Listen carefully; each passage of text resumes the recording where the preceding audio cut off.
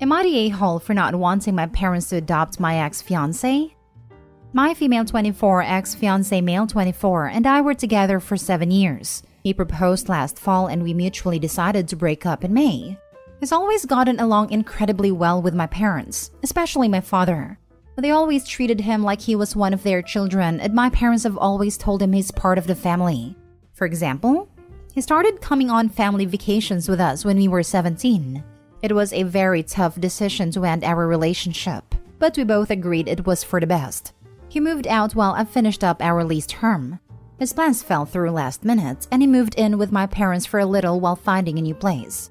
Obviously, I felt a little weird about him moving into my childhood bedroom and being at my parents' house a fair amount. It led to lots of awkward interactions, but we got past it. He moved out at the start of August and I thought that was that. But last night, my parents invited me over for dinner. They sat me down and explained that since the wedding was off, and my ex-fiancé wasn't going to be part of the family by marriage, they wanted to adopt him. They asked him last week and he agreed as long as I'm okay with it. I'm definitely not. I told them that I'm not really comfortable with that. And they started telling me that I'm keeping them away from their son, and that I need to tell him that I'm okay with it so that we can all be a real family. I'm worried I'm being an a-hole because they have cared so much for my ex over the years. I'm also worried I'm being selfish by worrying about how to explain this to future partners. Am I the a-hole? Now for the top comments. Not the a-hole. Your parents are weird. Not the a-hole, OP. Lol. My first thought was it's totally cool for parents to love their kids' significant other like their own. But your parents are beyond weird, OP. Reading this post made me feel like I walked through a cave full of hallucinogenic mist. They what? They want to adopt a grown man, your ex-fiancé no less, so that he remains part of the family? Not the a-hole, hun, but I think your parents need a psychological evaluation because that idea is super crazy. If Opie doesn't have any brothers, they may have seen him as the son they never had. And depending on the relationship he has with his parents, he may have reciprocated. I do actually have a younger brother. He's going to university in another country and doesn't visit home very often. My ex's mom passed when he was young, and his dad remarried and is much more invested in his new family. I'm surprised he agreed, but haven't had a chance to actually talk to him about it. Not the a-hole. And your parents are freaking weird for even thinking this is an acceptable thing to do. Seriously, this one is a hill to die on. Your parents need to decide whether you are family or he is family. But it's crazy to think that they can have both, simply because they like the dude. For real though, I would tell my parents if they went through with this, they would gain a son but lose a daughter. They should actually be starting to distance themselves from him now that the relationship is over. But instead, they went way into the opposite direction to BSC ideas. Next story. Am I the a-hole for giving my mother a house on the condition that my brother and his family do not come to live with her? My 45 female mother, 76 female, is a very simple person. My father abandoned us when the youngest was 6 months old, and my mother was never the same mentally. I have a good financial condition. I try to help as much as I can with the groceries and bills. But it is very complicated because my mother refuses to come live with me and remains in the terrible house that my father gave her in the divorce. My brother, my sister-in-law, and their 3 children, 13 male, 9 male, and 5 female, live in the house at the back. And the house was tiny with a big yard. My brother built his house in the back and made the house even smaller. And he uses my mom as a free babysitter to take care of the kids he had. Not to mention the dogs he adopted and never paid their food, and several times their children go to eat at my mother's house. Keep in mind that my mother receives a low income in retirement. That is only really enough for her to support herself. I've been saving money for more than a decade to buy her a house and I finally got it. It is a simple house with 1 bedroom and bath with a big yard with a garden. Perfect for her. I talked to her and she agreed with me that it would be better for the house to be in my name because I know my brothers and what they are capable at any given opportunity. But it would have a lifetime usufruct clause for her only. I warned her that I didn't want my brother to move with her, but in return she wouldn't have to worry about bills and food anymore, as I would help. She looked relieved. I told my brother at her request. She was next to me. And he said it would be difficult to accommodate everyone, but that eventually he would help expand the house to house everyone. I saw the despair on my mother's face, so I just made it very clear that the house was for my mother, and not for them. He started to say yes, but said he could help with the bills or food, and that his and mother's house was too bad for a family of 5.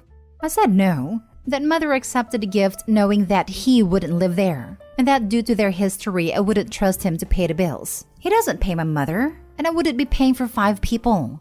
He started calling me selfish and that I was an a-hole to give a gift on condition, knowing how bad my mom's house is and that she obviously has no other option to accept. He said I was purposely harming him and making him out to be a monster. My mom is more relieved to get out of the house, but my brothers are calling me an a-hole even more because the house is in my name. Am I the a-hole? Not the a-hole. You're saving your mom from your mooch of a brother and he's just being spiteful because you're doing so in a way that he cannot exploit. Opie should also have a written agreement done by a lawyer. That way in the event Opie was to go on vacation or business trip and couldn't take his mom, that agreement would prove as evidence that his brother isn't allowed to move in or do any modifications to the house. Not the a-hole. However, if you haven't already, you should consider consulting an attorney to have a plan to enforce keeping your brother out of your mother's house. I should say your house because you're the owner, fortunately. That way, if it tries to step over the line and invade her space, your property, you can take action. And make sure you let him know you have consulted a lawyer and there will be consequences if he does anything improper. Maybe get power of attorney from your mother if anything should happen to her. Not the a-hole. And you think what your brother says about the house for your mother only is important. Why? Your brother has long been imposing himself and his family onto your mother. He spends money that is not his and largely supports his family with the help of her old house and you paying some of the expenses. He's even taking advantage of you to help raise and keep his dogs. What you should care a wit's edge about what he thinks of you is beyond me. Okay, he's your brother, but he's also a free rider on your money and your mother's. I don't know what a usufruct is, unless it is a legal way to keep your brother and his family from moving in and taking it over. You definitely need an attorney to draw up legal papers that you and your mother would sign that would keep him doing that all ever. He has a bad record. He took over your mother's house and stole part of his family's support from you and your mother. You owe him nothing. Do whatever it takes to keep him from moving in at his leisure after your mother does. He sounds like the kind of person who is constantly thinking of how things can turn in his direction. I bet even now he's scheming to move there in spite of what you and your mother said to him. You need something legal and forceful to keep him out, and be willing to enforce it if you must. My heart hurts for your mother. She deserves a quiet, livable house with expenses that she can afford, just like what you have given her. This clause prevents me from expelling my mother from the house. She is free to manage as she wants until her death. But there's the condition that my brother doesn't move into the house. Yes, legal papers are being made. Next story. Am I the a-hole for refusing to give my child's college fund to my stepson so he can go to college? I, female 43, am married to my husband Neil, male 46. We've been married for 2 years and together for a total of 5 years. We have children from previous relationships. I have my daughter Grace, female 20, and Neil has a daughter and a son, Lola, female 23, and Alex, male 18. When I was pregnant with Grace, my late parents generously set aside a college fund for her. It has been placed in a bank account under my name, and it's up to me to give the funds to Grace. There was a change of plan. Grace decided she didn't want to go to college and instead got a job as a real estate agent through a friend in the industry and doing a full-time 5-month training course. She now makes decent money. Neil has been pestering me about the college fund lately as Alex wants to go to college to pursue a degree in criminology. He said I should give the college fund to Alex instead, since Grace doesn't want to go to college anyway, so she doesn't need the money. I'm unsure as to what to do with the college fund because my parents only wanted the money to go to Grace, on the condition that she uses it to go to college. I told Neil no, and he got really offended and said that my decision isn't fair on Alex. I'm considering giving the money to Grace anyway, so she can use it to put towards a house. Am I the a-hole? Edit. Neil and I have a prenup. So if we were to divorce, he would not be entitled to anything. Now for the top comments. Not the a-hole. That money was specifically left for Grace. Indeed. Not to mention Grace might want to use the money for a house like Opie stated, or to pursue college or any other professional education she might want/need. At the end of the day, that money was set aside by your parents for Grace OP, not a-hole. Also, am I the only one who thinks it's weird to ask for a college fund money like this? No, you're not the only one. But I've seen in my own family how weird people get where money is concerned. Everyone seems to think they are entitled to family money somehow. Not a-hole. He has, presumably, had a son for at least 18 years now. What was his plan originally for Alex's college? I mean, it's not like it's surprise. Your kid at 18 wants to pursue higher education in a society that damn near freaking demands it. Neil's being obtuse at best, and a lazy money grubber at worst. Not a-hole. It's Grace's money from her grandparents. If she's not using it for college, give it to her for her house, or to start her own kid's college fund. It's not your money. You're just a steward. This is what angers me about these types of posts. Why is it that the step-parent, usually recent step-parent, somehow the one responsible for paying for college instead of the bio parents? Not a-hole. Your parents gave that money to invest in Grace's future. They reasonably thought that meant college, but other activities such as classes, real estate conferences, or helping Grace at some point set up an office are all investing in her future. This needs more upvotes. I absolutely agree that even if the money doesn't technically go to college, investing in her future was the point. She basically did a sort of trade school and got specific schooling for that career, and she's doing well. Giving her a down payment on a house or an office space would be just as beneficial to her future as college, which is overpriced and not worth it if you don't need it. Not a-hole. It's not your money. It's more or less money that you hold in trust for Grace's education. Since Grace decided not to pursue college, you need to decide what your parents would have wanted you to do with the money in these circumstances. Give it to Grace anyway to fritter away as she pleases? Hold on to it in case Grace does eventually decide to go to college. Hold on to it and put it toward Grace's potential children's educations?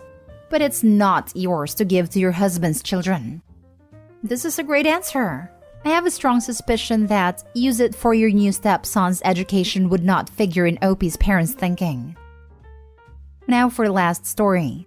Am I the a-hole for not exempting my daughter from our no Wi-Fi rule when she claims she needs the internet for homework? 43 male, I have 3 children. Vivian, 17 female, Annabelle, 8 female, and Lucas, 8 male. My wife and I have a rule that from 7 p.m. to 8 a.m. on weekdays and 10 a.m. to 3 p.m., 7 p.m. to 8 a.m. on weekends, the Wi-Fi goes off. Because we don't want them staring at screens all day. Sophie and I had fun with our imaginations as kids, and ours can do the same. School started the last week of August for Vivian, and she has become extremely combative with the no Wi-Fi rule. She keeps pushing her limits about using the Wi-Fi during the off hours, because she always claims she have homework. I have had to take away her phone because we've got Vivian using some kind of phone app that gives her computer Wi-Fi. She's constantly angry and claiming she needs it for homework. I'm highly doubtful that she has so much homework so often. When I was in high school, we didn't even get homework until October. I was able to finish my homework in 20 minutes, and I certainly didn't need all weekend to do it. Vivian needs to learn how to get it done faster. She's taking too long, and she needs to start hurrying up with her homework now. Because in college, she will receive far more work and have much less time to complete it. Vivian got very angry on Friday because she said she needed the Wi-Fi again and there was an assignment due that night. She got angry at us because we shut the Wi-Fi off at the usual time, and she said she had to rush the assignment and likely got a bad grade for it. She's also complaining that she needed a computer to study and will fail otherwise. I admit I was very firm with Vivian. I sat her down and I told her that she needs to grow up and stop with the excuses and the disrespect. It's unfair to Annabelle and Lucas if she gets an exemption from the Wi-Fi rule. If she actually has homework, she needs to pick up the pace. I could do those high school assignments in 20 minutes, and she needs to be self-accountable for not hurrying up with work. She also doesn't need a laptop to study, and her trying to tell me otherwise is ridiculous. Vivian started crying and didn't seem to understand my message at all. My wife claims it's teenage hormones, but it's incredibly frustrating because Vivian cries and shuts down whenever I try to talk to her about something she doesn't want to hear.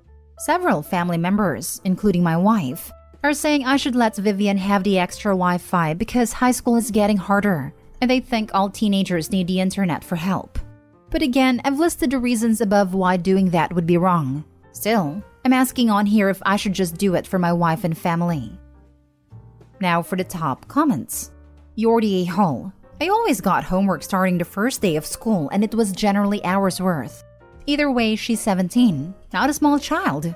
You don't need to control her internet usage. Give her some freedom as she's almost an adult. She's 17, not 8. Come into 2022 era and forget the 80s. Things have changed, and internet isn't like the dial-up or DSL expensive.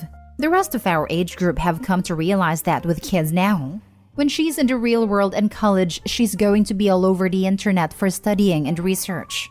Wow, and I thought me still buying physical books was seen as bad when there's digital books. This is just annoying. High school teacher here. She could absolutely have homework now. Did it ever occur to you that you could just have her show you the assignment? In my class, almost all of our assignments are online, and you need internet access to them. You cannot judge high school today by what you did. It's just a different world. You're the a-hole and might be hearing from teachers soon. As another high school teacher, have you tried reaching out to her teachers since you obviously don't trust your daughter? Easy way to confirm average homework load per class. Either way, you're the a-hole. School has changed a lot just in the last 10 years. You have no idea what your daughter is being asked to do by her teachers. When I was in high school, kids today have a lot more homework and a lot more assignments that require the use of the internet. I'm bewildered and appalled you're so disconnected from this day and age that you don't know that. Plus, she's 17.